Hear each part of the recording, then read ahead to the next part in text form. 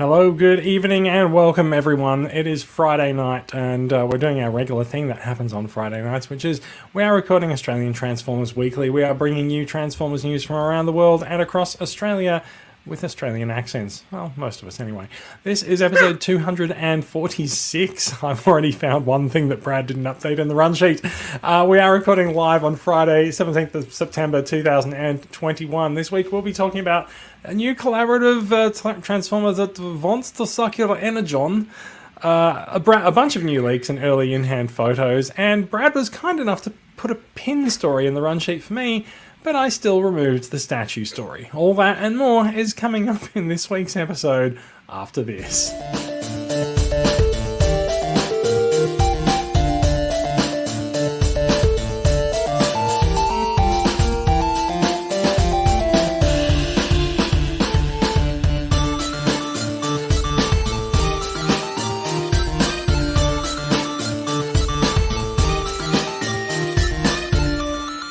Good evening, hello, and welcome. This is episode 246. Joining me from slightly south of my current location, we have Daria coming to us from Canberra. ACT is in lockdown, so you are my lockdown buddy tonight. How are you doing? Indeed, yep. Well, locked down for a good while yet, so hi out there. This is the most human contact I've had for a week. Speaking of buddies, we also have Brad coming to us from an undisclosed location somewhere in country Victoria, and Brad has a buddy with him in lockdown there as well. Come on, Brad, bring the dog back up. Yes. It's been a long time. Last time she was a puppy, and now she's just a baby. No, last time she was a puppy, now she just really wants you to put her down. Yes, it's like I want to go sleepy. I want to go sleep. Oh, what a little kitty! And you have to remind us all of the dog's name. It's Roxy. Roxy the Jack Russell. What a beautiful girl! Like you've actually managed to turn off the one listener that we had watching live. I don't know why, but like if someone doesn't want to watch a dog live, then that's I'm happy for them to not watch. It's okay. Yes, hello, welcome to Canine Corner, the podcast. Yes. Maybe there's a cat watching. My cat is probably outside the study door wondering why I've shut it, but yeah. I was going to say, have you got a laptop on downstairs where he's watching? Yes, possibly. No, like Dracula, I've also risen from a slumber and have awoken to come on the show tonight. We are starting slightly late for a number of reasons, but one of them is that as we were meeting up in our little StreamYard configuration before the show started, I did sort of jokingly just think, I wonder if Brad's fallen asleep, and then Brad put a message in the group saying, "I've fallen asleep. I'll be back. I'll be there soon." Yes, I was good until I lay down on the couch, and yes, next minute, oh shit, I'm good until I lay down on the couch as well. That's why I try not to do it these days. Yeah, know you're going to as soon as you do it. Yeah, do you know what I'm going to do after this? I'm actually going to go lay down on the couch and I'm going to watch the new He-Man series on Netflix. You're going to try to. We'll see how far you get. Well, so here's the thing. Which He-Man series are you talking about? I was assuming there's the Kevin two. Series. No, so there's two, right? So there's Revelation, which is the Kevin Smith one, came out like a week before Kingdom came out. I loved it. I thought it was great fun. But there's a brand new He-Man and the Masters of the Universe. It's animated by DreamWorks. It's a very different take on everything. And it looks like it's going to be super fun. So I'm really looking forward to it. I've heard some fun early reactions and people really enjoying it on Twitter. So yeah. Is that out already? Yeah, I think it dropped today or yesterday. I thought it was a ways off yet. Oh my god. No, actually, I think it dropped tonight. It's Friday the 17th. So yeah, I think it came on at about 7 p.m. Oh, I'm going to go check that out later. Yeah, I'm surprised Daria hasn't just logged off and gone to watch it. Yes. So yeah, I am going to check it out later. It looks fun. It's very, very different if you're a Motu fan. So yeah, yes. I have been importing some Masters of the Universe toys for members of TCCA. So like I'm slowly being dragged kicking and screaming towards Masters of the Universe as a thing that I'm familiar with, but I'm just not interested in the toys. Yes. And my earlier comments were not any shade on the series itself. It's just I thought by the time we finished recording, you might be falling asleep as well. Not because of the quality of the show, just because of what time of night it'll be. Well, we have been known to go on at some length, so possibly. But I mean, look, Masters of the Universe Revelation has been quite controversial amongst Motu fans. So yeah, it's I enjoy it, but I'm also not that into Masters of the Universe, and I understand that some people have had issues with it. So yeah. Anywho, let's not get into Masters of the Universe controversy. Let's try to stick only to Transformers-based controversies tonight. I think there's plenty of them going around in the fandom on a weekly basis, but we're gonna try and steer the good ship ATW through the muddy waters of Transformers controversies, and hopefully make it out the other side in one piece. I think I've stretched that analogy way too far. One last thing, Brad, you're in lockdown as well, are you, or are you free? No, I'm semi-free. There's some local areas that are being locked down, so I'm... So because this is Friday the 17th of September, it has been announced in Victoria that people are allowed to gather for picnics this weekend. Have you heard this? Yes, yeah, yes. I don't know how many houses have 12 adults, but yeah, certainly not mine. But I've also noted that one of the conditions on gathering for a picnic is that you're not allowed to consume alcohol. Thank you, dog. I believe Roxy is having the appropriate reaction. Yes, this is actually really good. I'm going to have to tweet. I'm going to have to tweet to Triple Takeover that we have our own dog to interrupt the podcast now. Oh, look at its mane! Oh, you big bad guard dog. Yes, stop being able to drink and have a mask up is definitely criminal. Well, so I saw a thing saying, this is all Victoria promising that they won't drink at picnics this weekend. The Agatha Harkness wink from WandaVision. Well, I suppose it's just a good thing that the grand final will be, after dark. So those that can watch it out in the park will be in curfew by then anyway. So. Yeah, that's true. All right, look, let's get started, and we'll talk about some news.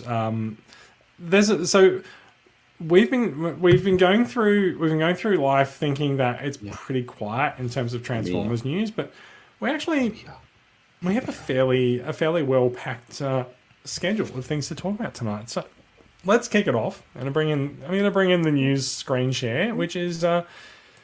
Sitting on the 20-year anniversary of Transformers Robots in Disguise. This year and today, I was going to say today in particular, it was actually a week ago, but we didn't do it. We didn't do a show then. The 20-year anniversary of Robots in Disguise. I have to admit, I've never seen an episode of Robots in Disguise. I'm pretty sure that Brad is in the same boat, which means that it falls to Daria to save us and celebrate the 20th anniversary of RID. So tell us a little bit about your feelings about the show, Daria. This RID, it's kind of a weird thing because now we're used to Transformers completely having a do-over every few years and coming up with new ways of thinking about Cyberverse or the War for Cybertron trilogy or animated, and we're used to cycling through, but this came out when we weren't really doing that yet. And I think that's what left some people at the time a bit guarded about it, because it's hard to credit now, but at the time, everything before that had been Generation 1 leading into Beast Wars, leading into Beast Machines, and there was still a rough kind of progression. But this going right back to scratch, I mean, also that it was kind of hard to watch, like kind of hard literally to tune in to watch it, both in the US and here. So at the time, I think a lot of fans simply just didn't see it. And I think that also has caused it to historically drop through the cracks. It does. It is kind of one of the series that when you sort of look at the pantheon of Transformers series, it's like, oh, that also exists. Yeah, well, I mean, Generation 1 and Beast Wars are still huge. And in terms of literal size, the Unicron trilogy went on for a few years. As I said, we have Cyberverse and things after it, but this is almost literally just 1 year worth of show. And it was basically yanked over from a Japanese produced show to fill in the gap while Hasbro decided to do what to do next after Beast Machines. And Beast Machines was itself not particularly well received as well. Yeah, which is part of why they were going to. I think they originally were going to press on past Beast Machines, and then they sort of went, it's just kind of wearing a bit thin. Let's take a year off and invent Armada, and in that missing year, we get this, which is a self-contained, it's a semi-serialized anime series, heavily reworked for the Western market, redubbed, and random new graphics and things popped in. And I won't dwell on this too much, but one of the things which broke it up at the time was that its transmission was right through when 9/11 happened in September 2001. And that also caused a notable anniversary, yes. And that caused a lot of episodes of this to be not shown because people were saying, look, 9/11 just happened. And also yanked and reworked because it's like, oh, there's buildings blowing up in this episode. That's too close to 9/11. We don't want to freak people out. Better censor and rework that. This is too close to that. And so a bunch of episodes has basically disappeared into the ether, not to resurface except for a few foreign screenings and eventually on a UK DVD set years and years later. Yeah, wow. It's not a bad series. I think for a lot of people, and I'm including this, it has what some anime do of dipping randomly into childishness in what otherwise appears to be a serious story, which can be distracting and off-putting. I think it actually held together better than some of the components of the Unicron trilogy, but there was,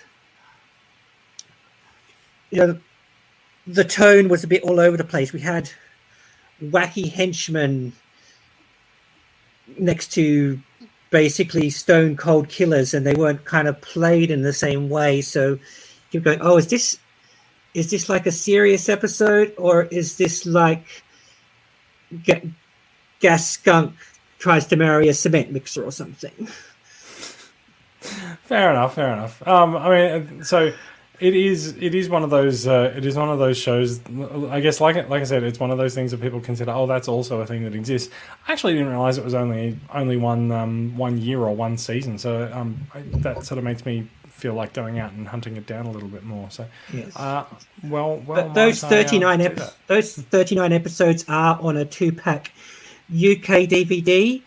I'm not sure if it's in print, but I think that's the only official release of the whole series. I don't have anything in my house that can play a DVD.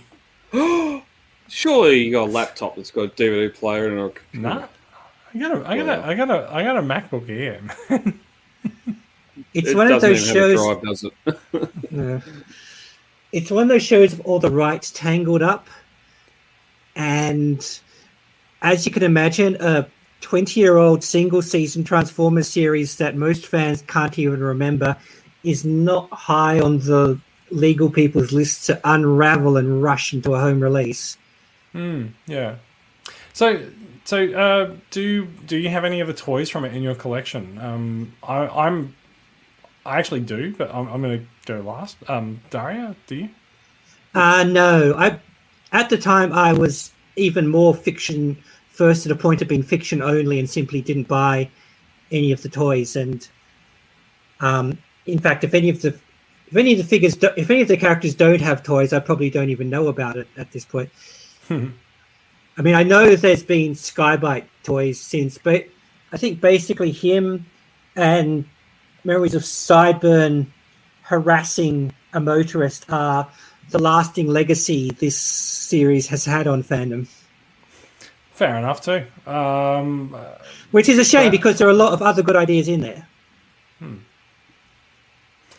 Well, I guess some of us will probably want to go and track it down and experience it for ourselves. Brad, do you have any of the toys from the series in your collection? Not from this RID, no. No?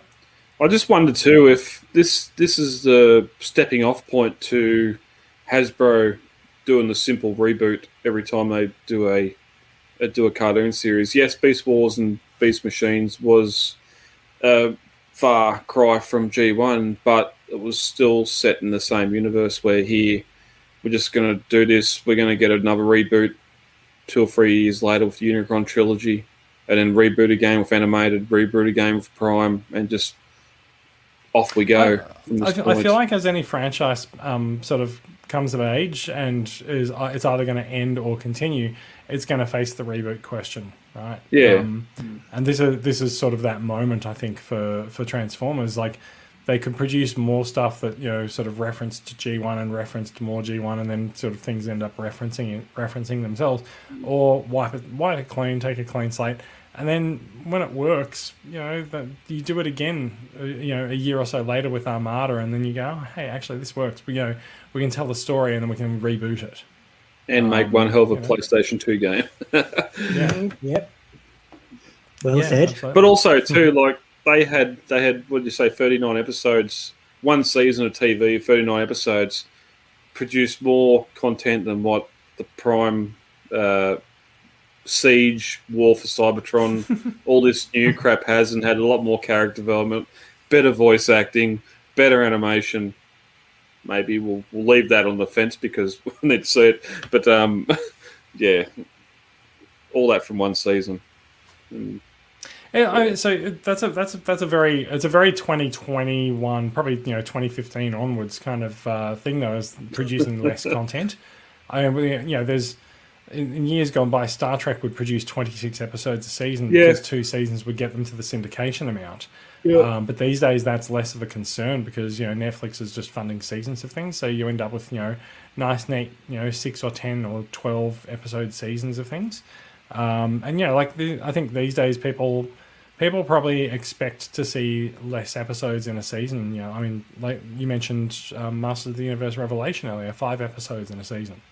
I think it's actually more acceptable these days that there's less episodes in a season and possibly just a varying number. Yeah.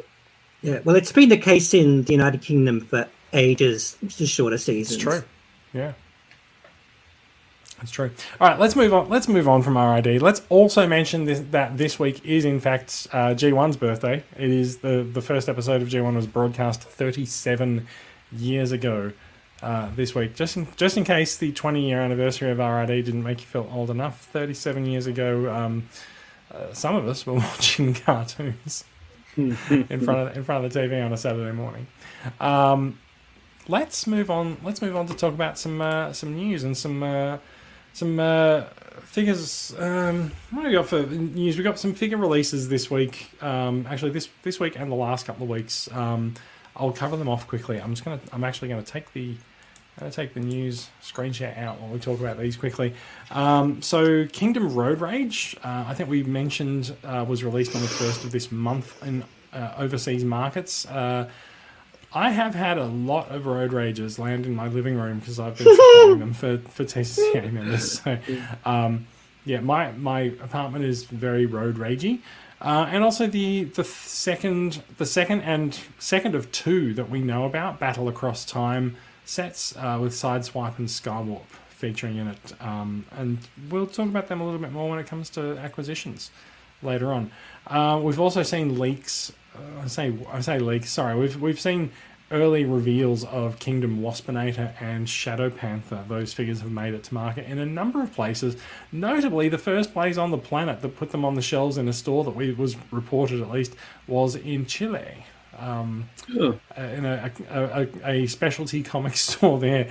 So someone dutifully took photos of them and spread it around the internet. Then they started turning up at US retail. Now it is interesting because these guys are figures that were identified as Wave 4 Deluxes for Kingdom, but they appear to have been released on their own at the moment, which could indicate that Wave 4 is going to be a little bit different or spread out, or maybe some not quite a full wave or something. It's hard to tell. Usually when a new wave of figures is released, you would get a wave assortment box with 8 figures. And in this case, we were expecting Pipes, Slammer, Waspinator, and Shadow Panther. So you would expect to see 2 of those in the box. However, what we're seeing is full boxes of Waspinator and Shadow Panther. So doesn't seem to be a wave assortment this time around. We had also heard that Trax and one of the fossilizers, I think Ractonite, was going to be repacked in the wave assortment box, but that doesn't seem to have materialized. Probably because out of this wave, people are going to want Waspinator and Shadow Panther more. So it does Hasbro more of a service to actually serve solid crates of them to retailers. So yeah, those guys have turned up around the world. They are turning up in Asia in the next week or so as well. So yeah, we'll be looking to import some of those soon. Locally, we also have we've seen a lot of release of the Worlds Collide sets at Toy World stores. People who are listening to the podcast in August would have heard us say tell people that they're coming to Toy World and Mr. Toys, which is actually the same thing, and you would have seen us post up information in the group about that set going to those stores. There had been information going around that they were going to turn up at Maya and Hobby Co, which is a hobby store in Sydney. That doesn't seem to be the case. It seems like the Toy World release is the go.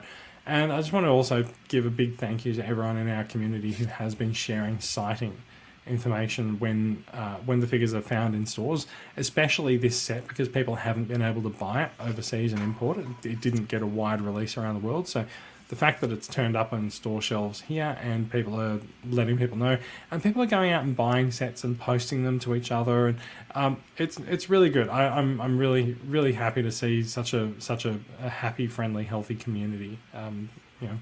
Under our feet, it's a nice little grassroots movement. So yeah, I'm very happy about that. And Starscream just fell over at the thought of me being happy. I do also want to mention, if you are looking for Kingdom Wave 3, and a lot of people are at the moment, it's pretty patchy with retail releases at the moment because different parts of the country are in lockdown. But you will find that figures like Predacon Scorponok, Wingfinger, Rhinox, and I'm less clear about the others. Trax and Wheeljack are the other figures in Wave 3. I'm not sure about Trax and Wheeljack, but the others, they're definitely all on Amazon. So unless you have a pressing need to actually find something in the stores, if you've got a bit of FOMO and you're worried about missing out on those figures, go to Amazon. I think the Deluxes are $35, the Voyager is $50, and you'll get free shipping if you've got Amazon Prime. So you may as well do it. Having said that, also there are a couple of sales going on around the country at the moment. Pop Culture is having a big sale. We don't talk about Pop Culture a lot. Most of the time, the stuff that they have is maybe a little bit higher priced than we would like. But collector prices. No. It's not always. I bought my Zateki Zateki Transformers figures from there. They do have sales as well. They're having a 20% off in stock Hasbro items sale at the moment. So there's plenty of things there that can actually turn into quite a good deal. The Ark is in stock. It's $300. You take 20% off that, and it becomes $240, which suddenly is the best price in the country. So, it's maybe it's expensive usually, but if you take 20% off those prices, they suddenly can become pretty reasonable. Mm-hmm. Not only that, so Pop Culture is not the only place having a sale at the moment. Big W is also having a toy sale at the moment, which is a sign for those of us in lockdown that school holidays have come. You may not realise, but yes, we've seen people posting that they've been able to get the Studio Series 86 litre slug for $69, I think, which is a nice discount off the regular litre price. Nice. So yeah. With that said and done, it's time to talk about one of the biggest biggest pieces of Transformers news in the last couple of weeks, and I say this laughingly because I've had a roller coaster of reactions to this. The latest, and I say latest, like these things are coming thick and fast now, right? Like I feel like there's a collab every other month. I think the last one was Balvantron. That was 2 months ago. That one's not really a massive release. The Jurassic Park collab is coming out in October.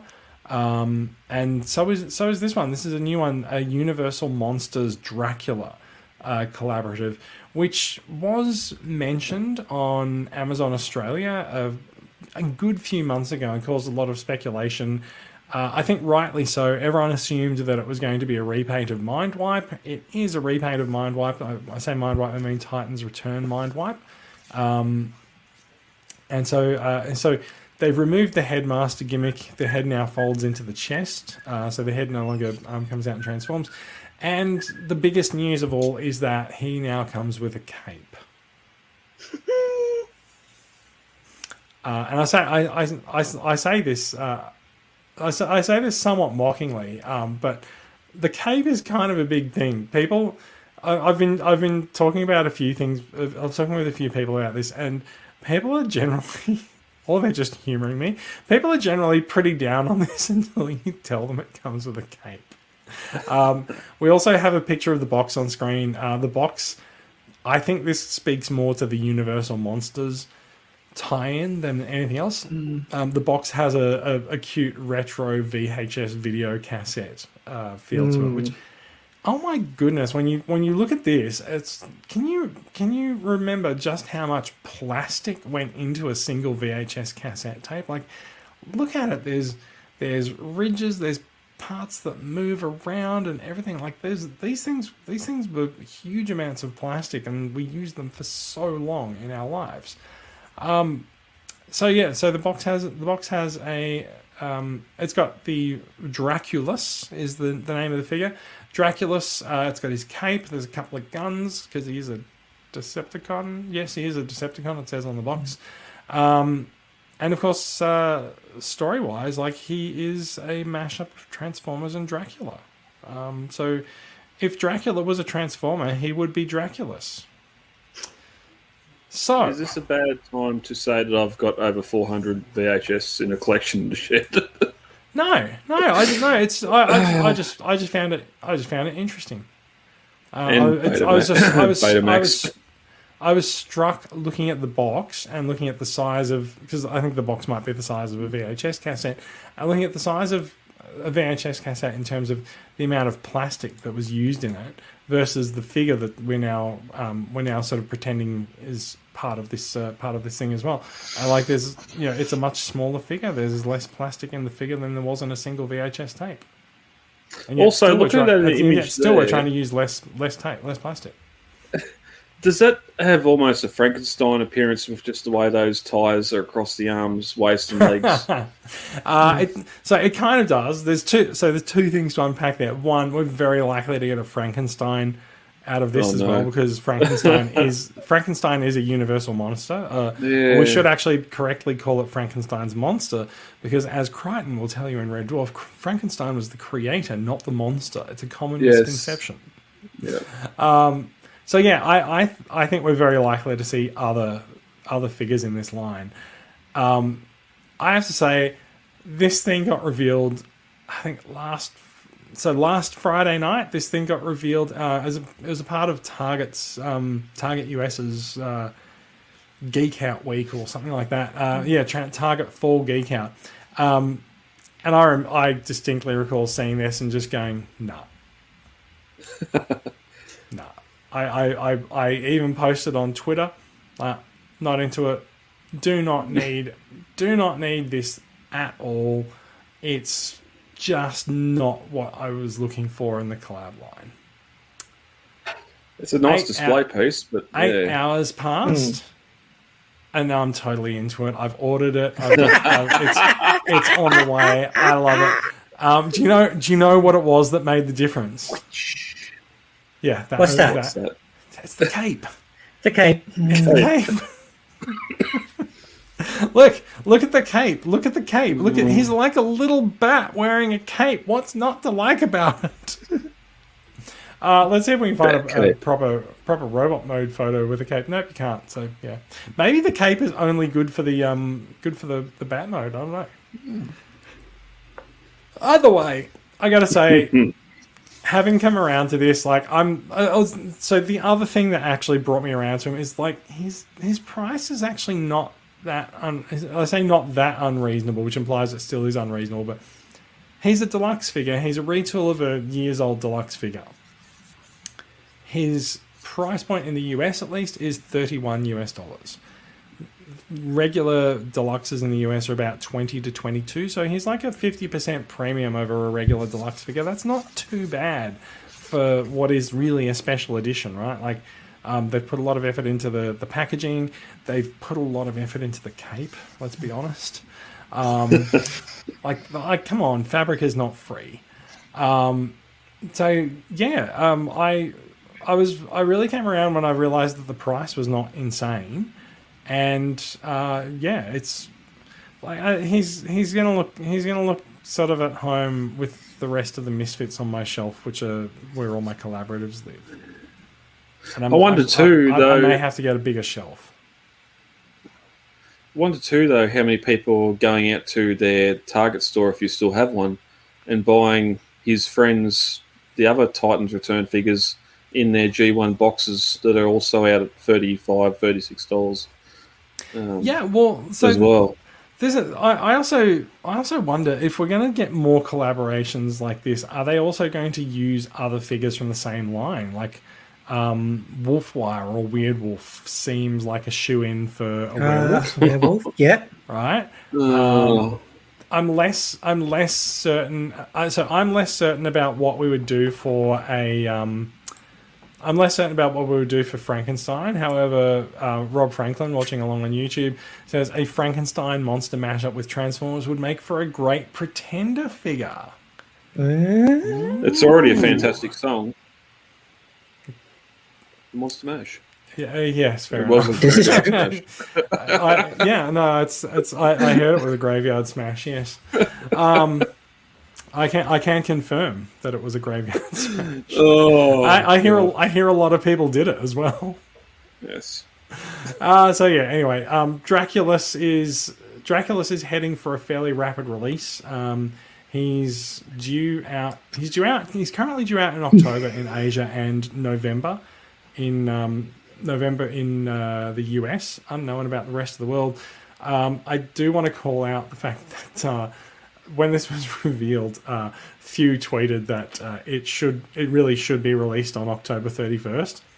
Unfortunately, they've missed that release window by a month. Missed a trick. Try again. Yeah, missed a trick with that. That I agree. It really should have been the release date. It would have been the coolest tie-up for it. See, I think if they had put it out on that date, then I actually would have been Halloween drunk and instantly ordered it.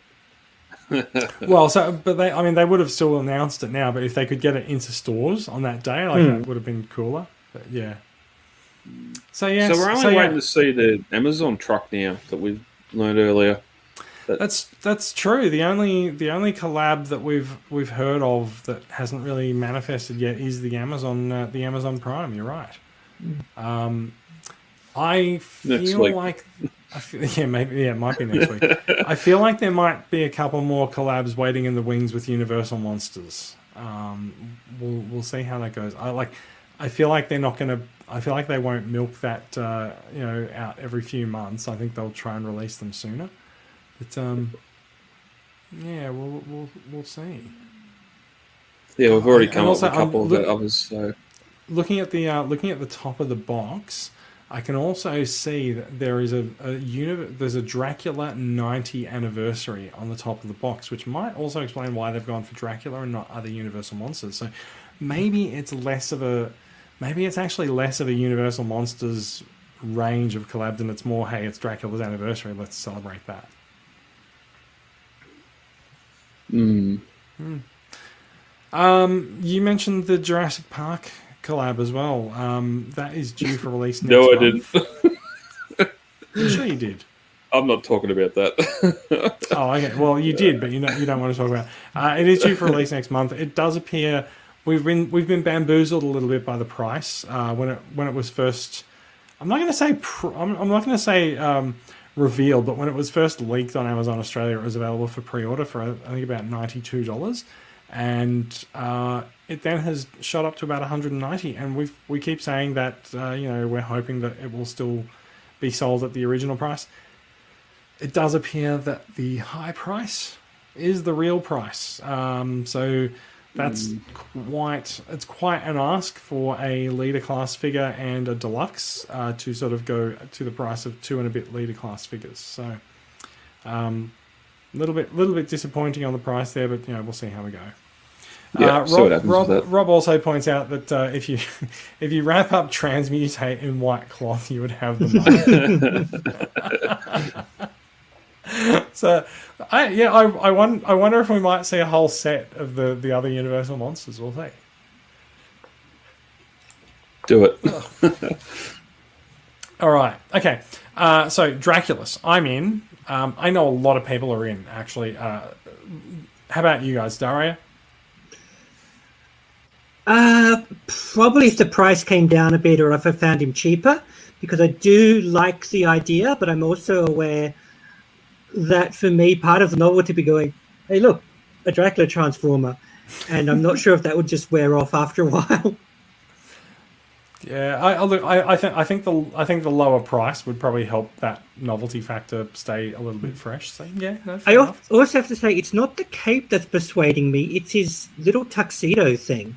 I know so we haven't really talked about that. Like, being that he's not Mind Wipe in that he's just like Mind Wipe pretending to be Dracula. Like he is. It's actually hard to get a proper photo. There we go. He is actually he's a repaint and rework of Mind Wipe into sort of a black and red color scheme. Yes, he does have a little tuxedo. Or at least it looks like he's wearing a little suit jacket at least. But yes. And a little waistcoat. Plus, yeah, a little waistcoat. Does this make him the best dressed Transformer ever? Oh. Yeah. Yeah. Although, didn't Grimlock used to have a trench coat and a hat? No, but he had a chef's hat and an apron. Oh, the chef's apron. Yes. Yeah. All right, I'll still argue that's the best. Oh no, I don't know. I think the waistcoat takes the. I mean, like you can go formal in a waistcoat, right? Like you can't. It is classy. Yeah. I mean, if you turn up to a formal function wearing the chef's apron, people will assume you work there. Also, it's weird that there's a giant robot dinosaur at their function, but yeah. Yeah. Anyway, Draculus, I'm in for it. Brad, what do you think? At least he is the one Universal monster that does actually transform. It's true. He didn't need to be a collab. No. I love the look of the box and that. It'd be a great display piece or to have on a table at a convention, but no, it's not something I'd look at for my own collection. Fair enough. I'm out on a limb, and someone's going to cut it off under me. We'll see how we go. Anyway, we'll see how people like it when I've got it next month, and see whether or not you like it then. No one will like it. It's okay. We've already seen the figure. It's a repaint.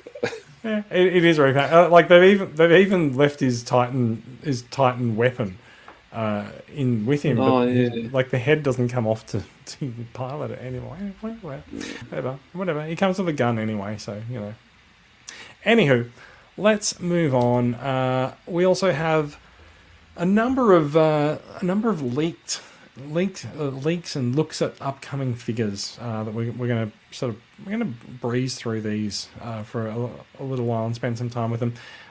We usually just to talk briefly about where these come from, how are YouTubers getting a hold of these things and taking such detailed videos and stuff on them? They're stolen. They're just stolen from the factory. Someone's stealing toys from the factory and they're selling them. And that's as simple as it is. And so the YouTubers are buying stolen toys and putting videos up and hoping that the amount of page views that they get offsets the purchase price of the toy. And Simple any as that. ramifications that may come from where Apparently that figure nothing. come from. Apparently Yeah, nothing. so- Yet. Well, I mean, like it's pretty hard. It's pretty hard to tell where they got it from. So yeah, or Yeah. at least how they got it. So yeah. Yeah. Anywho, what we have is there's been a couple of notable. I keep saying leaks, but yeah, and a couple of notable sort of looks at figures in this way. And this one interests me the most personally because it's Shattered Glass. So we have Shattered Glass Jetfire on screen here. I'm not sure if this was from. I'm not sure which YouTuber this was from. I kind of don't even want to say because it's a stolen figure. But it is a really interesting look at the figure. It is of course the Commander class Jetfire, repainted in black and purple and translucent green, which really does make him look pretty amazing. Yeah, it's pretty slick looking figure. We're giving him that. It really is. Did the original one have the transparent blue cockpit in that, or was it just a plastic, non-transparent piece? No, it was transparent. Transparent blue, I believe. Yep. He's in a box at my feet. I still haven't opened. It's become a running joke. Like it's now become, like, you know, how long can Jason go without opening Siege Jetfire? Mark my words, I will probably open the Shattered Glass Jetfire before the Siege one, or I might open them both on the same day so that I can actually take a photo of them side by side. We'll see how we go. So all of this aside, he pretty much looks like what we expect, right? Like everything on Jetfire that's white is now black. The red highlights are now purple, and he looks evil. Yep. So yeah, pretty much what I expected from a Shatterglass Jetfire, and I am in no way disappointed by that. So Nah, it looks fantastic. agree. Looks fantastic. I am looking forward to getting him. I believe he might be due for release in November, but it might also be December. I'm not entirely sure. So yeah, we'll see how he goes. The other notable leak that came out this week was these guys. We currently only have one of these figures on the market at the moment. We've got Huffer. At the moment, we did know that Huffer was going to be released, be retooled into pipes, and this week we also had heard that we'd heard that Puffer and Road Ranger were also on the release schedule, and there's been a lot of discussion going on around the fandom about what exactly Puffer and Road Ranger represent, because they're regional variants of Huffer and Pipes that were in select markets. So they're a deep cut as far as franchise nostalgia goes. And I think it's pretty cool to actually see these characters brought in as actual characters rather than just sort of obscure repaints. And so I mean, evolution-wise, Huffer has been retooled as Pipes. And then he's been repainted as Shadow Ranger. Did I say Road Ranger? Not Shadow. Sorry. Road Ranger is the like you could imagine that he's called Shadow because he's black. The guy on the right is what I'm talking about. So yeah, Road Ranger is closer to Huffer, and Puffer is closer to Pipes. And in fact, I kind of prefer Puffer's color scheme to Pipes, even because I feel like Pipes has a little too much dark blue on him. But I also kind of don't care because the Huffer mold in Kingdom Huffer mold is so much fun to play with, and like he's really fun to play with and pose, and give him big guns to carry. Huffer's gun is also notable as well. And so, you know, the fact that they're going to repaint it 3 times in the same year, it's simply this year's Cow. It's this year's Starscream. I'm really happy for them to do this. Please give me all the Huffers that you can. We did say earlier that Pipes is expected to be in Kingdom Wave 4. Whether Wave 4 happens as a wave now, or if it sort of splits and becomes Wave 4 and Wave 5, I don't really know. But I think we can expect to see Pipes in the next maybe 2 months come to release. We had also heard that there is, I think they call it a Golden Disc collection, the contents of which have not really been announced so far, but we are expecting to see Puffer and Road Ranger released as a 2-pack under that Golden Disc moniker. Whether or not that really happens now, or if they just sort of become Gen Selects, we'll find out. The fact that these guys have turned up in leaks, and they're pretty finished out of the factory, which means they're getting ready to be packed up and sold around the world. I think these guys are pretty close to being announced. So we'll see what we see in the next few days. Brad, what are your thoughts?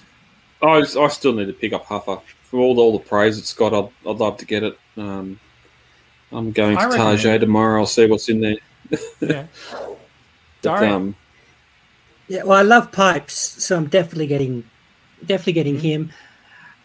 Yeah, the regional variant guys, for want of a better word.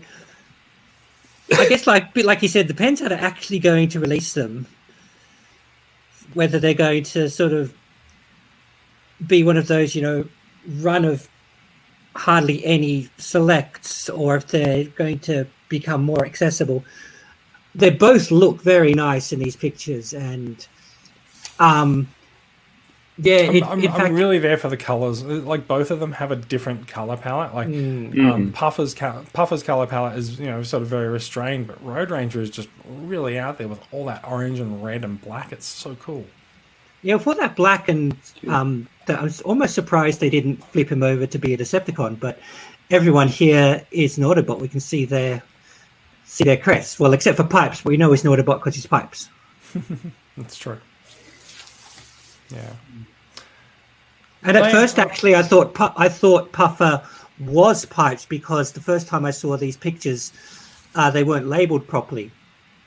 Well, so I kind of feel like they've put more effort into Puffer than they have into Pipes, and yeah, I could see Puffer being sort of like a bit of a reimagining of Pipes, and sort of this larger, more articulate sense.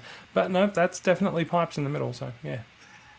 Yeah, so yeah, I might not have seen Pipes knowing he's Pipes until just now. Now I think about it, but also he's only, except for the wheels, he's only dark blue and white. He doesn't have any red in his eyes. He doesn't have any silver in his legs or his arms.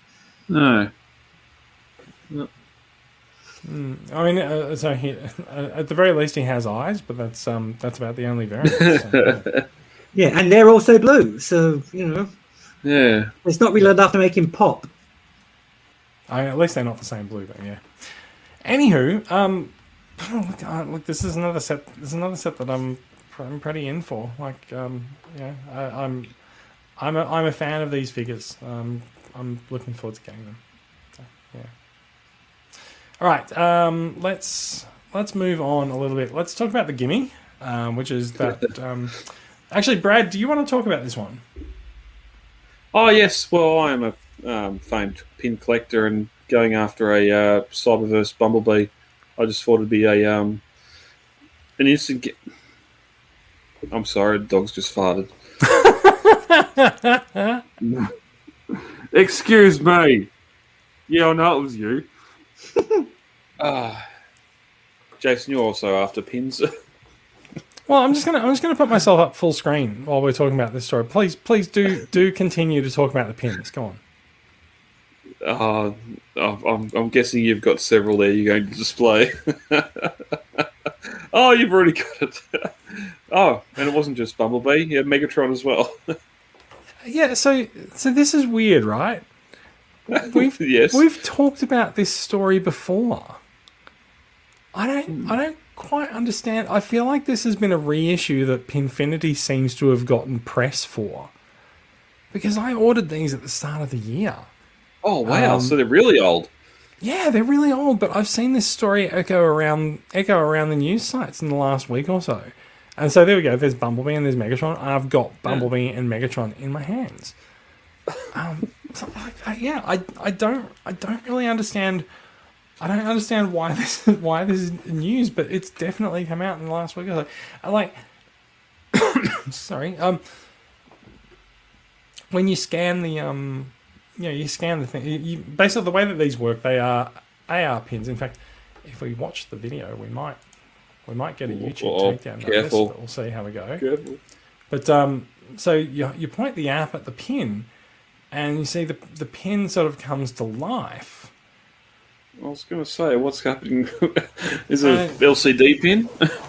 No. This is the app overlaying the data over it, right?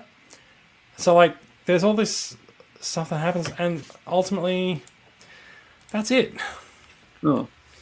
Like it's cool, but it's kind of limited. And like, ultimately, I collect Transformers pins because I like the designs, and I do like the designs of these pins. The AR stuff is a cute bonus, but like, it is not something that I really.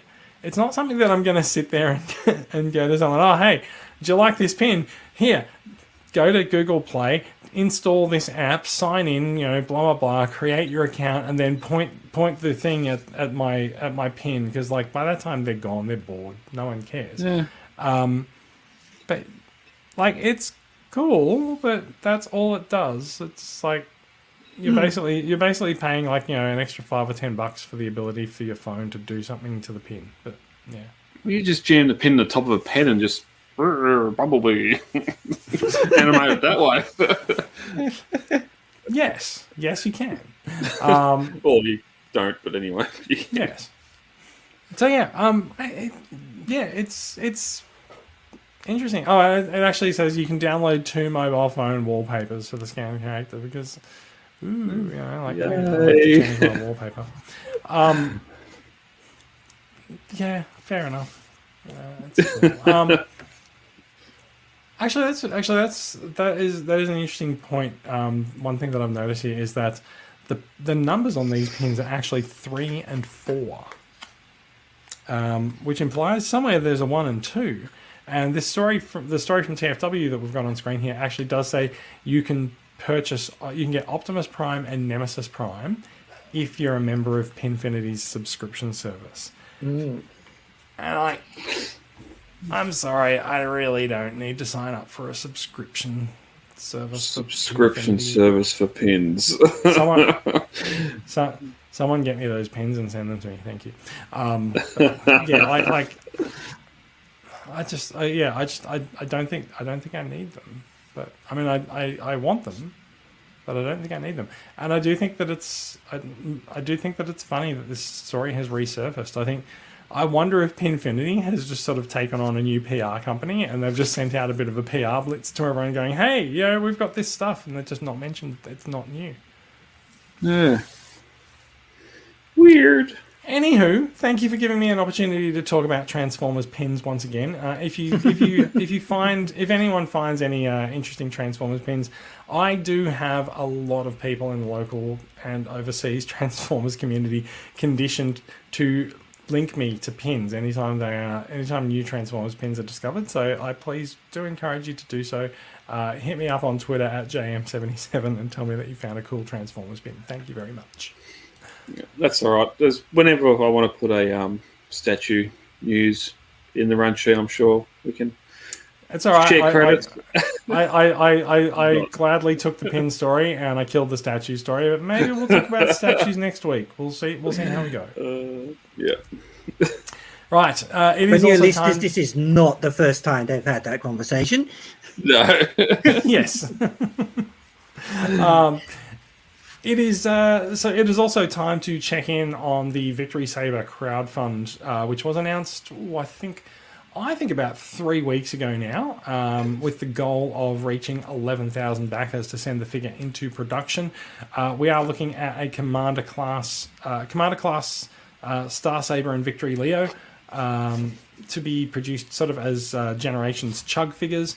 And so it's a US 180 crowdfund. It's nothing like the size and scale of the Unicron HasLab project, but Daria, I believe you've got the campaign page on the Hasbro Pulse website up there. Can you give us an update on how it's going, please?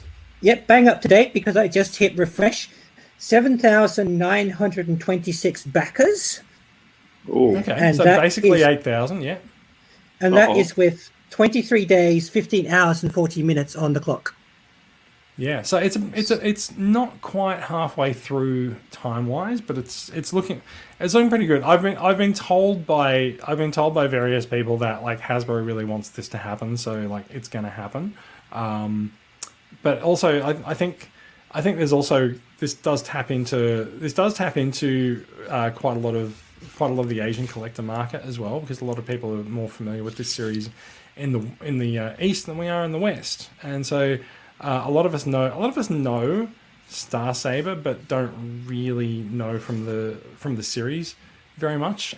So yeah, I do think that the orders around toy stores around Southeast Asia are going to be huge, and I don't think they come into play until the end of the campaign. So we'll see how that goes. That's how most of them worked last time for Unicron, so I can't imagine it'd be significantly different this time. And yeah, I think I'm going to order them through EB Games so I can make that deposit and pay it off because it's a mortal price and not the small mortgage that was Unicron. And I've got a thing for Star Sabre because I used to read Transmasters UK and he was a major character in that, although very different from his TV counterpart, but enough to dictate his way into my heart. Fair enough too. Yeah. I wonder how. I'm going to back it. You're going to back it. So our numbers don't count yet. Brad, are you going to back it, or did you just want to ask a question? No, he's not really. I haven't even got the Masterpiece Star Saber, so it's not really something I'd be after. But I do wonder if it's at 8,000 now, they still want 9,000 more just to get this little perk, which is the stand. Yes, that's true. So the actual story here today is that the second unlock. So I think they said that at 11,000 backers, I think the gun is unlocked, and now today they've announced that at 17,000 backers, blast effects. There's also blast effects. Oh yeah, I think they come with it anyway. Or do they just come with the gun? No, I think there might be a separate tier. Oh, okay. Oh, fair enough. More blast effects. I do like me some blast effects, but like adding them as a tier on the crowdfund. Look, straight up, like I'm like I think the character design stuff is cool, but I also think with 23 days to go, they really need to show this thing in color. It's not cool that we're only looking at CAD designs and stuff like that. In fact, I do think there's a photo of the prototype with the stand up there. I like the fact that the stand has the cool victory logo and stuff like that, and there's the blast effects as well, and the gun as well. I really thought that the blast effects might have been part of the gun tier, but not sure. I could be wrong. But I think that is actually a cool look at how it sort of looks sitting on the flight stand as well. Like, okay, I'm actually also I'm going to draw attention to this. It's sitting on some kind of a powered thing to rotate it, and you can see the power cords plugged in on the bottom left. That's shoddy. Early model show and final product may vary. Maybe that'll be the third stretch goal, is you'll get the little rotating electronic Lazy Susan. Also interesting that I think that's also how Chefitron does his or either Chefitron or Prime versus Prime does their YouTube videos. So yeah, funnily enough, everyone has an issue with the original 07 movie Megatron being a mess when this looks just as bad in jet mode anyway. But I don't think it looks bad. I don't think it looks like. I think it's because it's all the one color. I think you need to remember, like, it's a grade prototype, so it shows up a lot of different shades than the painted version will. And so wouldn't it be fantastic if this is how it comes out and you have to paint it yourself? Hopefully not, but yes. I don't want to paint my Transformers. We'll see how we go. But yeah, there we go. So yeah, digital render showing. Thanks a bunch, guys. Just get this thing out. It's a stand. Yeah. Yes.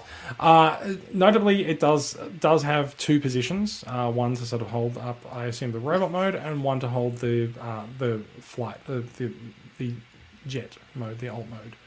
So, like it does. From the photos here, it looks pretty. It looks pretty big and sturdy. HasLab, I think, knows what they're doing with stands. And I'll be honest, I was pretty impressed with how the stand for Unicron worked. So, like, yeah, if you want to make the stand a tier, cool, that's fine. Let's make it a tier. Well, it was important for that figure because you could transform it while it was on the stand. Well, for Unicron, you had to. I mean, you really needed something to hold it up, so the stand was cool for that. For this, like, as Galactus was reaching the end of its campaign, they blew through a couple of stretch goals on their things, and they were like full Marvel Legends figures, and so like we really need to see something cooler to add onto this for a stretch goal than just a stand. Like, you know, there's got to be. I feel like there needs to be more to it, but also at the same time, like I said, I feel like it's going to be produced anyway. I think it's going to make its 11,000. I don't know if it'll get to 17,000. We'll see. We will see what we see. Mm. Alrighty, let's go off to the next story as well, which is one that I put in as a little thing that I wanted to discuss, which is these little dudes. They're Transformers mini mates. Now these are I've put these in for a particular reason. There's been a lot of discussion of like little versions of Transformers characters going around lately. We saw X-Transbots reveal their masterpiece scale Perceptor a few weeks ago, and along with the look at that came a look at their little tiny little scale figures, because they call to mind the episode of the cartoon where everyone was shrunk down. And so that was cool. That's really good with that. We also now have large play sets like the Titans and things like that. So getting small versions of these characters in somewhat articulated form, like you can move these guys and you can pose them around. I think that's kind of cool when you've got, say a Titan on display, maybe in city mode. You can these guys are sort of out of scale with that, but I think it gives you a nice opportunity to put some things on display. There is the other reason I wanted to mention these is because there are actually a few options for display characters for Titan sets and the like going around at the moment.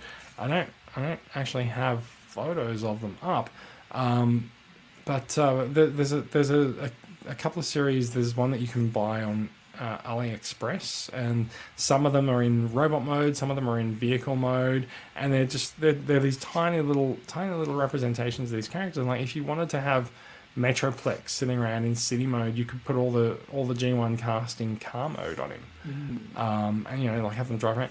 It's just kind of it's a cool way to build a diorama, build a bit of a display, and it's a nice way to just sort of have some figures that will be roughly in scale with those Titans.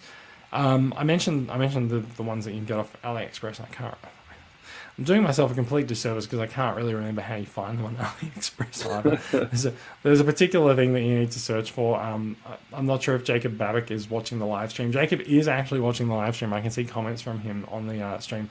He might mention in the comments, and we can put it up in the chat. We'll see how it goes. I've sent that out into the ether, and we'll see whether or not he comments back. So yeah, I thought these were kind of cool. There's a couple of other projects going on around the fandom. There's people who are putting up 3D printed projects where they'll 3D print these tiny little figures, and they'll paint them. And it's really expensive if you want to acquire a set that way. There's particular people around the fandom who will sell them to you. And I was like, if you wanted to get, say, a G1 cartoon cast, it's going to cost you like close to like $400 or $500. But that's if you go the full cast. Like we've talked over the years, your War and Pockets, your World's Smallest, all these little figures that you could have in your office space, on your computer, whatever else, where, funnily enough, thank you, COVID, you're now sitting in your office space, so you've got your full collection. Yes. And don't need the little figures, but just having these little guys, no matter whether non-transformer little figures, PVC little figures like this, I'm guessing, or your transformable ones that you can play around with while you're waiting for an email to load. There's definitely a market there for them. So, I think there's definitely a market for these. So these guys, they don't transform, but they are somewhat articulated. Like you can turn their heads and you can move their arms and legs, which I think is, like, considering what they are, I reckon that's pretty cool. Yeah, they're pretty cool. Yeah. Also, that almost super deformed sort of chibi look as well. So definitely cartoony, matching the cartoon. That's true. Like the larger head on them, it really brings out the personality of the character. Yeah, which sort of suits the I can't remember who done them now. They weren't the Mighty Mugs and that, but the other little figures that come out, and they also got KO'd as well. So I do you mean can't the ones recall. that came out for the 30th anniversary? The blind Yeah, pack ones? possibly. I know there was a Prime, there was a B, there was a Megatron, Starscream. I think they were, what they actually called Titans, isn't that the over? I think that's the over brand, as it were, because I think they did some Doctor Who ones as well. Oh, do you mean do you mean the world's smallest ones? No, They were originally branded as world's smallest, but now they've come out as someone else. Again, they were like little figures in packs. And they didn't look a thing like the original G1 cartoon, G1 boxes, but yeah, they're fun anyway. I think they've been rebranded as something Tiny Titans or something, but yeah. I just wanted to also point out that someone's taken it upon themselves with this Mini-Mates box to write their own introduction to Transformers on the back of it. Like, there's no prescribed text from Hasbro for this. It says Transformers are living human-like robots with the unique ability to turn into a vehicle or beasts. And turn into vehicles or beasts, that's right. The stories of their lives, their hopes, their struggles, and their triumphs are chronicled in epic sagas. That's good. They've embraced multiple series. Blah blah blah. And then it says at the very bottom, figures do not transform, and that's how you know it's not written by Hasbro, because Hasbro would say figures do not convert. Do not convert. Dear. All right, let's move on. Let's move on from the Mini-Mates. You know what these have? We haven't seen in a while. Recycled Dreamwave art. Actually, you know, I did notice that when I was looking at this. That artwork is actually doing the rounds at the moment, and I'm not entirely sure that it's Dreamwave art, because so I'm going to talk about pins again for a minute. Well, that is Bumblebee from Dreamwave, because that's in his profile book. Right. Okay. So that artwork is the artwork that's being used for the Bumblebee fig pin at the moment. I think I haven't seen it because Figpin made it fucking US exclusive to Target. So I now have to pay like twice the price in order to acquire a Figpin. Thanks a lot, Figpin. But the Starscream artwork is also the Figpin Starscream artwork, and that's Bumblebee's Figpin. So it's sort of like, you know, this is the 2021 artwork for licensing. You know, like if you license things, then this is the artwork that they give you to use. Well, kind of like how back in the 1980s, it was all the box art over and over. Yeah, absolutely. Like I said, I was surprised. I'm surprised that it's the Dreamwave artwork. But you know, like they've dug into the archives and they've given it a reflection up. You know. Yeah, I remember, because much as it's trendy to pile on Dreamwave, I do like that Bumblebee picture, and so I remember it from the really profile books. The Starscream artwork is also good too. Yeah. All right, let's move on. We have a little bit of movie news to close us out, which is that the new film Rise of the Beasts is heading to Peru to film. So it says the regional manager of tourism in Cuzco, which is a I think that's a city. Yes, it says Cuzco's main square. the Sacred Valley of the Incas. So watch out. We can expect that Incan monuments are going to be destroyed by Rise of the Beasts, and Machu Picchu. It looks like they're filming. They filmed last week because we're a little bit late with this news. Notably, I did actually see Andrew Griffith, IDW comic artists, pretty happy on Twitter that they were filming in Peru because he lives in Peru. I really hope that at some point we're going to find him sitting in the background of a scene as an extra somewhere. We'll see what happens. Yeah, there's been plenty of videos up with some of the cars cruising around city streets and that all over the place. Two of the main cast were seen at Machu Picchu filming. Obviously, there's probably going to be some sort of robot presence there as well. But I'm just amazed how remote they're going. Obviously, staying COVID free as well by just going to the middle of nowhere to film in such a iconic area. So.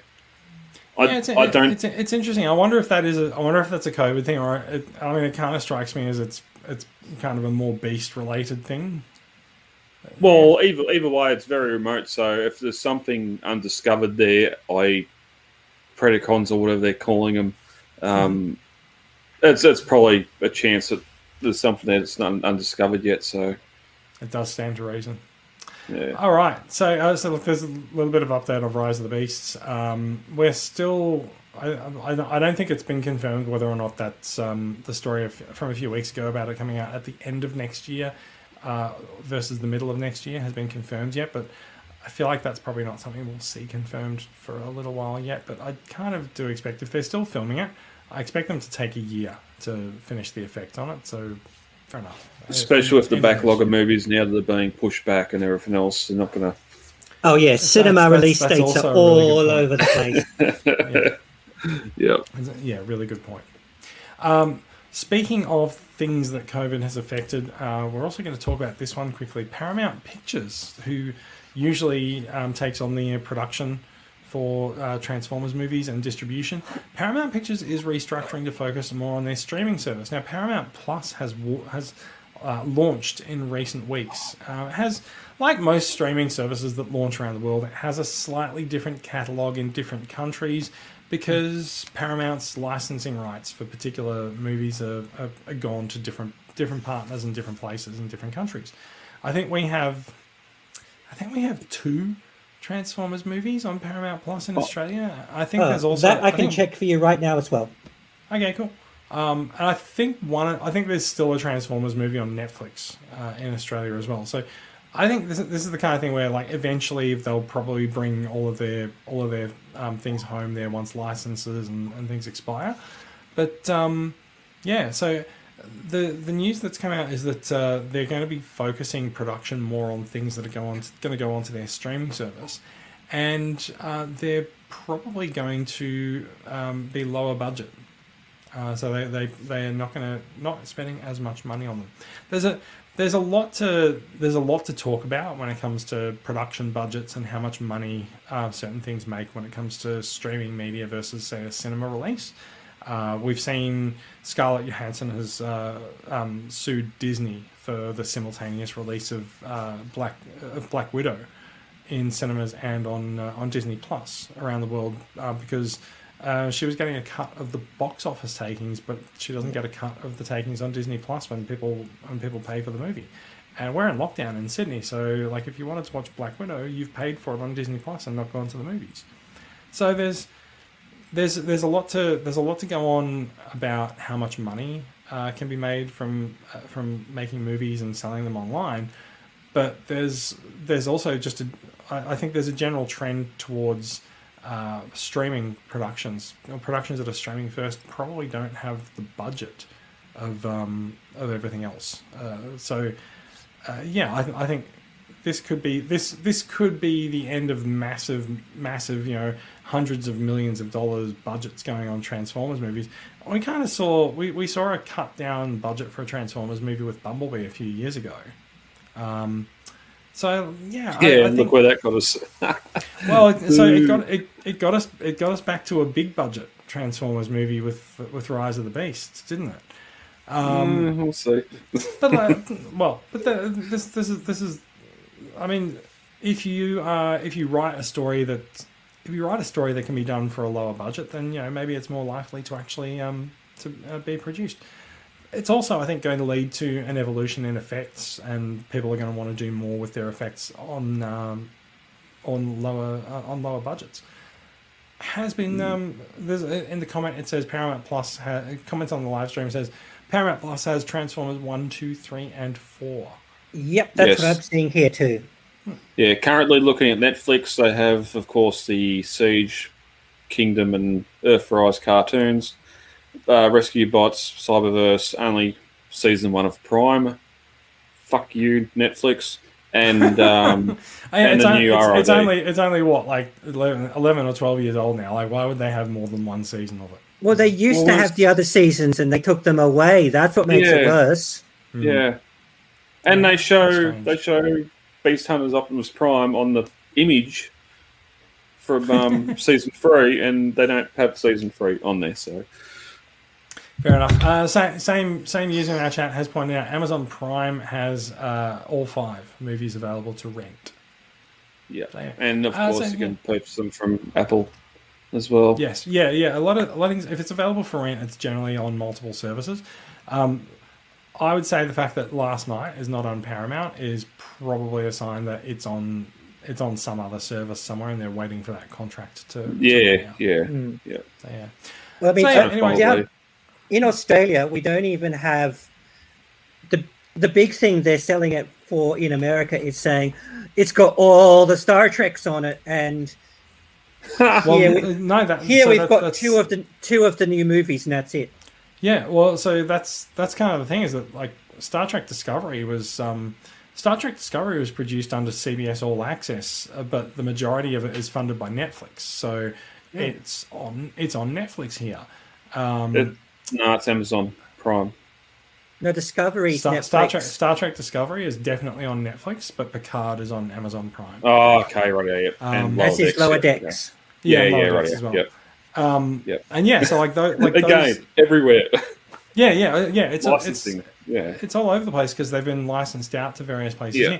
What you'll probably see, and this is like companies do this these days. They don't license things out in perpetuity. Like you'll see those contracts expire, and they'll just sort of silently go back to Paramount Plus.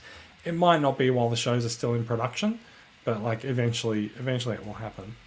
Well, now you'll never be able to watch another Disney program unless you have Disney Plus. It's all pulled back to the mouse of the house. It's not yet. It's not yet. It's like getting there. Well, that's what I'm saying. Like it'll happen eventually. Yeah. But it's not yet. And what you'll probably find is that Disney will probably enter into particular agreements that will make something more exclusive for a partner over time. So they'll probably want to put something on another service, but then they'll probably just pull those rights back after a couple of years. Transformers: The Last Night is not available for streaming anywhere, so someone could be sitting on those rights, but you can rent and buy on Apple, Amazon, and Microsoft. Not sure about. Well, one lucky person is protecting the world from the horror that is. Last Night. One Transformers fan has purchased the streaming rights to The Last Night and just refuses to do anything with them. Thank you to that person. Not all heroes wear capes, but Dracula does. All right, I think we've milked the news quite enough now. So I'm gonna knock us out of the news view and return us to the 3-up, and we're going to briefly talk acquisitions. We are running quite over time, but Daria, it's been a few weeks since we've had you on. Do you have any new acquisitions in that time? No, nada actually. Well, that was easy. Bit of a lull. Yeah, bit of a lull. Fair enough. Brad, how about yourself? Nothing to show, luckily, thank you to jasonimports.com. I've been able to purchase a couple of things, so I'll be able to show them over time. But, went into, I don't know if I should still call it Target. Should we just call it the store that shouldn't exist or something? The locally. We've talked about this many times. Yeah, Dino, Dinobot, and B127 were in there, which I'm pretty sure I've got them anyway. So, yeah, nothing new to pick up. Waiting. Fair enough too. I think with lockdowns and uncertainty around shipping things within Australia, I think we have seen a bit of a lull in Transformers releases. At least, we're not talking about Amazon. Yeah, B127, not 127. The movie sucked. Get over it. Haters gonna hate. Did you say 127, not 127? Like, I said 127, not 127. That's the way it's pronounced. I'm literally the meme with the woman from The Office saying they're the same picture. It's like how you don't call James Bond 007. Yeah. There you go. Yes. Yeah. All right. I'm just gonna take over because I'm just gonna say we're in the weeds on acquisitions. Go full screen. I'm gonna take over. I'm gonna click there and set myself full screen and just say there is an Earth mode Sideswipe. He is from the Battle Across Time Sideswipe and Skywarp 2-pack. He is everything that I wanted him to be and everything that I expected him to be since Red Alert was released a couple of months prior. So we all knew what we're getting with this mold. He's pretty cool. The colours on him pop. He's a much better looking Sideswipe than we've seen from Siege and definitely from the Netflix repaint of the Siege one, which was just super dark. The red and the white on this, they just really pop. And oh yeah, there's no battle damage on it as well, so I can play some right.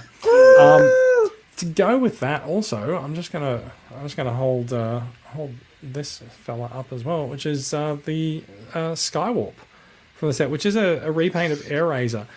Now, I came away from the Netflix Kingdom show quite a fan of Air Razor, but I don't have an Air Razor toy yet, so this is my first time handling the mold.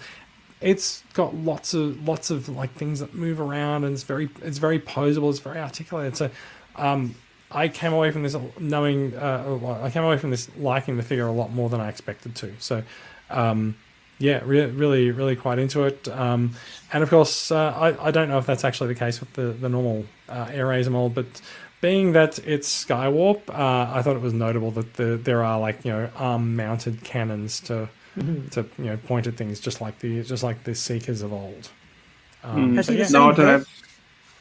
No, I believe the head is slightly different. If I hold it up, maybe you can see it. I'm not sure. Yep. Yeah, just went to focus. Yep. I see it now. Pretty sure the head is different. But yeah. So yeah, pretty happy with Skywarp. I'm pretty happy with the set. In fact, it is not the first beast from Kingdom to grace my desk. I'm not sure if I had these guys out last podcast or not, but I've got the Worlds Collide Black Arachnia. Mm-hmm. Very nice reference to her original catalogue colours there with the let's be honest, completely bizarre leopard skin print bra. But yeah, that was the 90s. Yeah. So that is all you need to say. And the big where is the big guy? The big highlight for me from the Worlds Collide set was actually this guy, Nemesis Primal. Yeah, he's a sleeper hit for a lot of people. Yeah, very cool. Purple, teal, and black paint, and also the new head sculpt on him is a lot more sort of Nemesis Primey.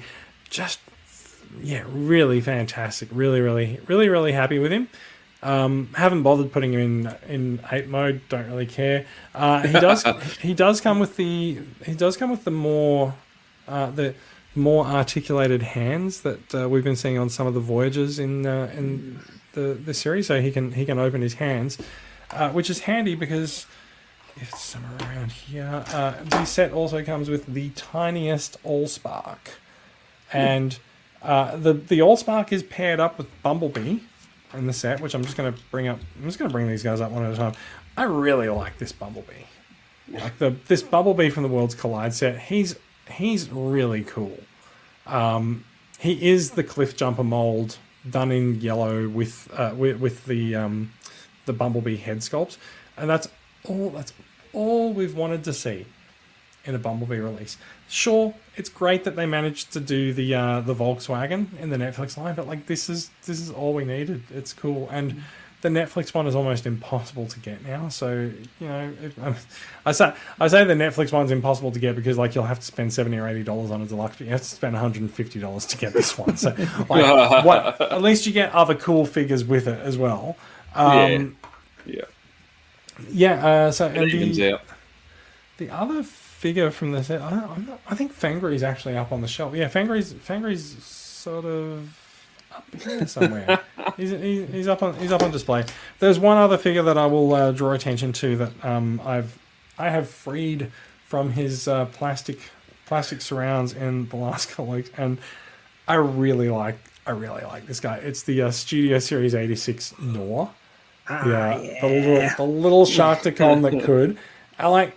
He's really cool. Just like the way that his limbs hold together, and everything. Like he just looks like a little brawler. He's ready to get out there and fight anyone.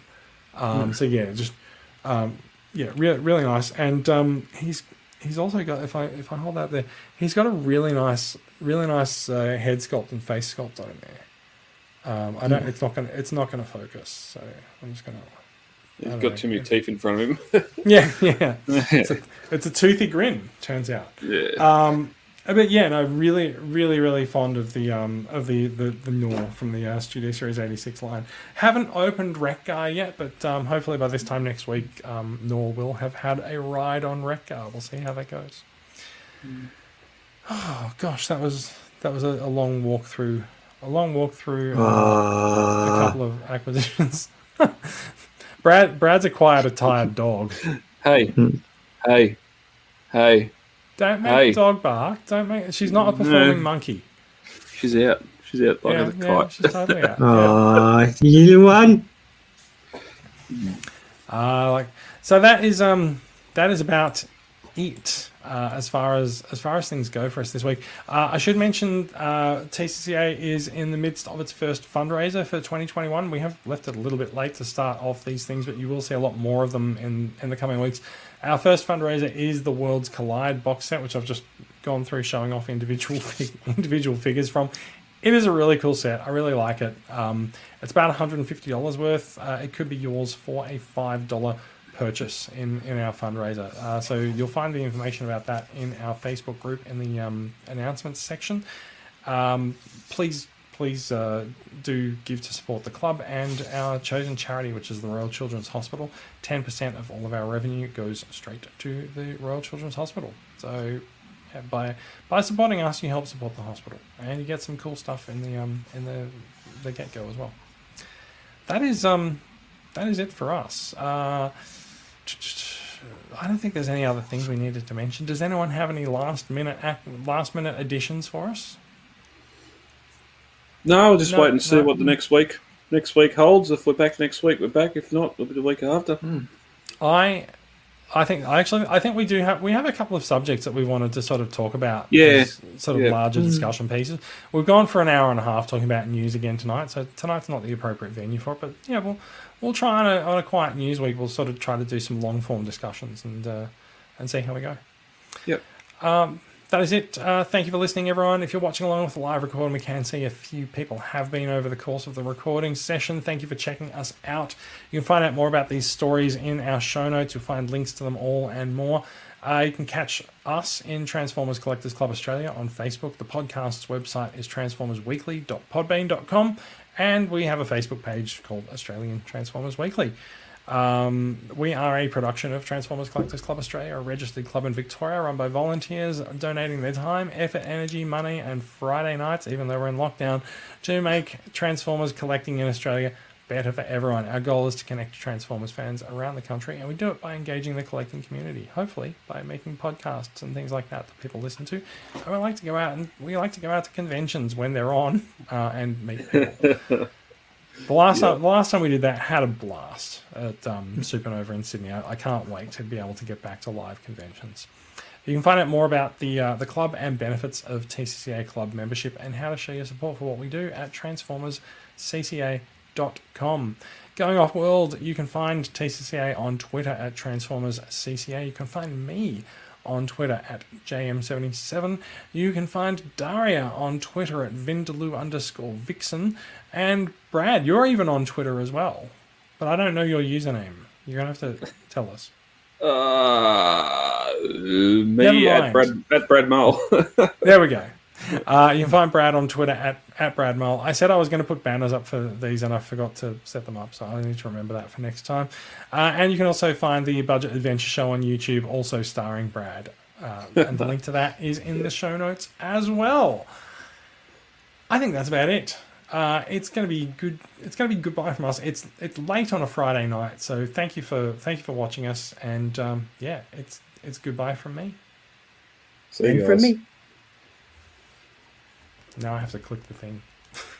Do your job, Jason. I said goodbye too fast. All right. Good night, everyone, and goodbye, and thank you for watching. Bye-bye. Thank you.